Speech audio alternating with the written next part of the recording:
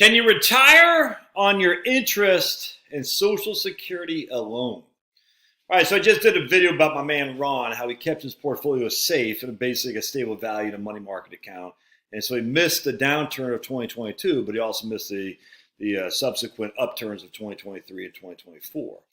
And he felt like, oh man, I'm missing something. I should probably get some more growth and blah, blah, blah. So he runs some numbers. And we'll just say my man Ron's got 1 million schmackaroos. 1 million schmackaroos, all right? And we're going to say as Social Security, we're going to say for him, he's got $3,000 a month in social, and his wife has $1,500 a month for simplicity, $4,500. Right? 4,500 times 12 is $54,000 a year, if my memory serves. So let's just say Ron drops his $100 million in a 4% CD for simplicity. That's $40,000. $40,000 a year, no growth. $54,000 a year, he gets COLAs. That's a Social Security. That's $94,000 a year without touching any principal at all.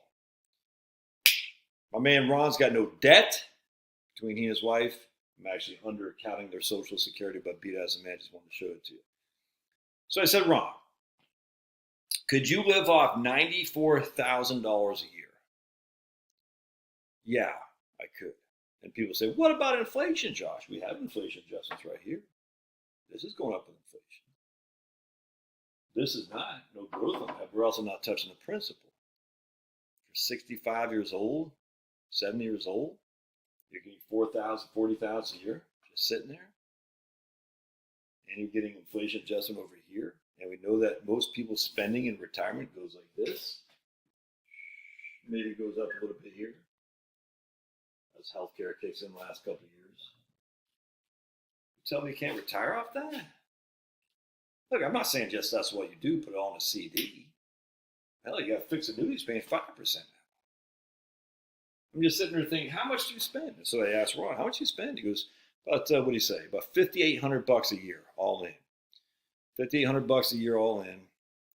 Times that by $5,800 a year, all in. That's $70,000 a year. And then he wants to take a vacation, $10,000 vacation, maybe $10,000 in property tax. I can't remember if the property tax included the $5,800 a year, $5,800 a month. And Medicare kicks us another $1,000 between he and his wife. So let's just say we want to take a $10,000 a year vacation. That's $80,000 a year, plus Medicare is another $12,000. That's $91,600. All right. And let's just say that didn't include property tax of $10,000 plus $10,000 a year for property tax. That's $101,600. I just can't remember. So he takes $7,000 a year from this. Maybe inflate that. You know, every year it takes an extra $1,000, $7,000, $8,000, $9,000, just to reduce this $40,000 he gets. But come on, man, you tell me you can't retire off that $94,000 a year of guaranteed income? With a cost of living adjustment increasing on more than half of your income, and we know that your expenditures most likely are going to go like that. And he's got a house that's paid for. Does he really spend that's what I said. Ron, you really spending $5,800 a month? I just can't remember if that included property tax, and I just don't recall, or health insurance. I just don't remember. And he said, yeah, it could be. And I said, well, I'd like to spend some more too. I'd like to go on vacay. So we throw a $10,000 a year vacation on there. Is he going to take that for the rest of his life? The whole point is, you don't need to get risky. You don't need to get fancy. You just be freaking keep it simple, stupid. So I'm going to live off my interest and my Social Security. I have no downside risk. Anyway, something to think about. Well, but I get it. Some people want more risk. They want to have some more growth potential. I 100% get that. Absolutely. But in this case, can you retire?